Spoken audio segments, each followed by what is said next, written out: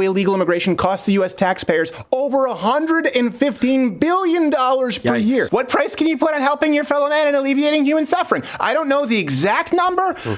Let's say the cap starts somewhere around the 100 billion mark.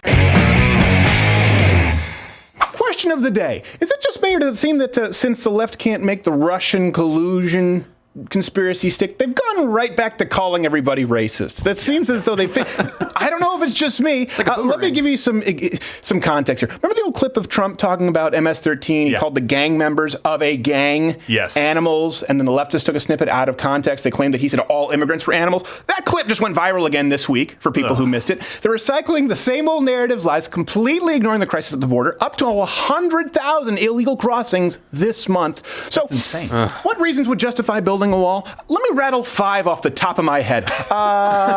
Reason 1, okay? And you can share this with all your friends where people say, well, give me one reason. 5 here with multiple sources. We'll make it easy. Yes. Crime. Yeah. Crime. Did I already say crime is reason 1? I don't know. I got lost in my own train of thought. You said MS-13, so it's kind of like... So the left, they often claim that illegal immigrants, you hear this all the time. How often have you heard this claim, guys, that the undocumented immigrant, they actually commit crimes at a lower rate than native-born citizens? Well, let them say it. But in our sanctuary cities, our people are not disobeying the law. These are law-abiding citizens. Everyday immigrants commit crimes at a far lower rate than native-born Americans. Wow. Seems like she went in and said, give me the 60s era Diane Keaton in burgundy, please.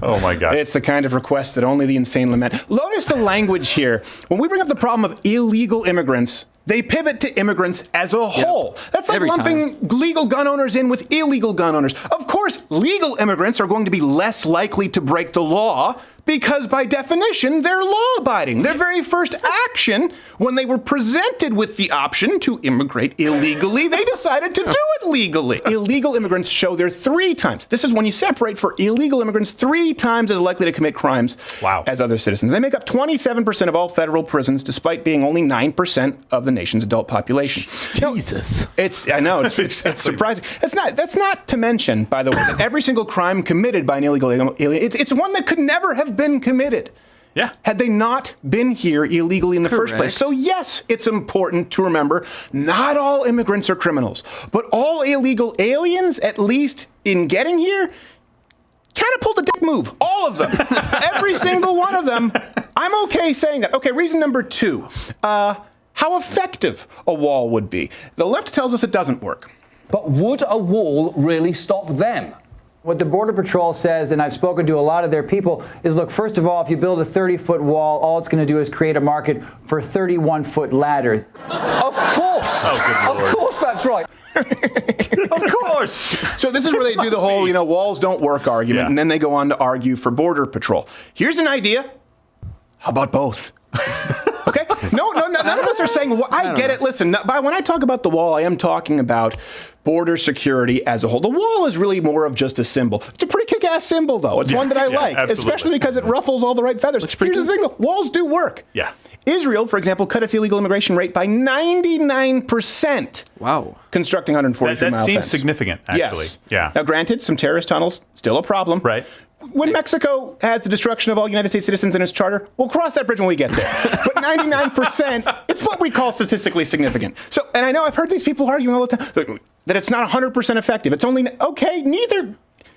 Condoms don't work 100%, but you have us handing those out by the punch bowl at the local junior high and the taxpayer dying. Well, look, if anything, at least stop. You're cutting off the black people. They were about to say something. That's privilege. Black privilege, please. Come on. Yeah, what's 100% effective? You got murder laws up. What? Viagra's 100% effective. Only for white people. Turns me into a savage animal. Like, murder is illegal, but it still happens. Murder laws not necessarily 100% effective, especially in your community. By the way, hit the notification bell. That's a low blow right there. Join up at I figured you could take it with the Viagra armor going on.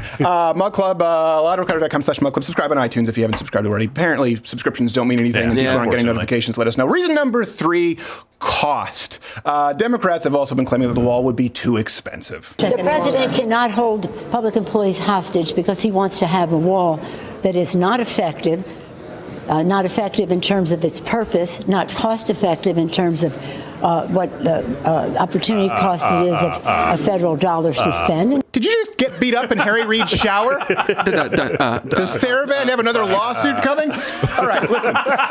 If we want to run the numbers, let's use a comparison. Israel spent $2.9 million, I think. Yeah, $2.9 million a mile on their fence. Okay? So if we were to build a similar border wall fence from scratch, again, not necessarily a wall, run us around $5.6 billion, but let's use the most liberal estimates, total costs as high as $21 billion. It sounds like a lot. Yeah. Until you factor in studies that show illegal immigration costs the U.S. taxpayers over $115 billion per year. Huh. And I can already hear the rebuttals here. I can hear the arguments. What price can you put on helping your fellow man and alleviating human suffering? I don't know the exact number. Let's say the cap starts somewhere around the 100 billion mark. We've thrown nothing but manpower and money at the border, and it has gotten worse. It is the exact opposite thing of what we should be doing. So anybody who comes out and says a wall won't work is doing it purely for political gain, as if you didn't know that already. But they're also putting lives in danger. Go ask the people that live on border towns. My sister's husband's family lives on a border town in Zapata. It's Your not sister's best friend's girlfriend's brother's boyfriend knows this guy who knows someone who saw Beto O'Rourke pass out of 31 flavors last night, and then he was raped by MS-13. Not a good deal. Reason number 4, he likes it. Compassion. This is what happens all the time from the left. This is not unique here, but they appeal to our sense of compassion by talking about kids being held in cages. Yeah. Will someone please think of the children? Kennels, cages, dog kennels for human beings. This is where they put them in. It's like 50, 60 degrees, so you're freezing. So how do you show that you've been tortured? Right. The other word is perrera. In Spanish, perrera is a dog cage. Our children, effectively, as the senator said, are being put into dog cages.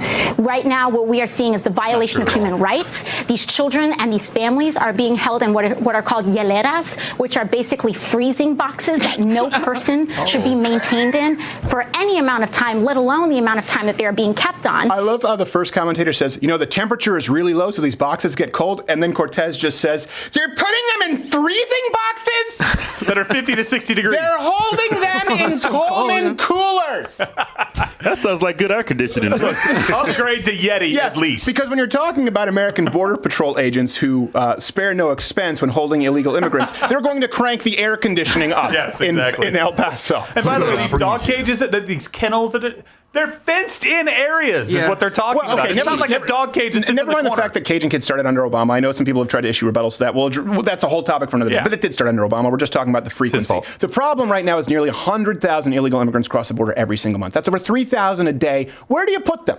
Yeah.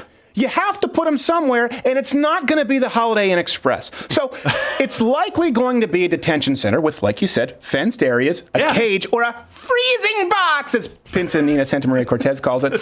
But if we actually secured the border, that would be compassionate. We could avoid families being stranded in these facilities in the first place. It would be the most compassionate thing to do. So if we build the wall and everyone enters the country in a single-file, orderly fashion, that sounds... If you don't, you'll have a lot of brown people sleeping under overpasses and plastic Nassau blankets, okay? Like, that's the thing. They're not saying, we're going to... Do you think even the most racist county sheriff wants to put a bunch of Mexican migrants under an overpass? Nobody does. Even if the most, hey, listen, Chief, I'm going to put these brown folk under the overpass. You go, no, I'm racist, but I don't want that PR disaster. Yeah. I don't want Don Lemon down here and put me on a split screen. You know what? I forgot what my point number 5 was. 4 is enough. 4 is enough. We'll call this number 5 because it's a nice round number. Yeah. So here's what's happened. We've pivoted, of course, from Russia to racism. And by the way, wait for this in the coming months as it relates to the election. We saw this, remember, when everyone who didn't vote for Obama was a racist, and with Hillary Clinton, everyone all of a sudden became a sexist.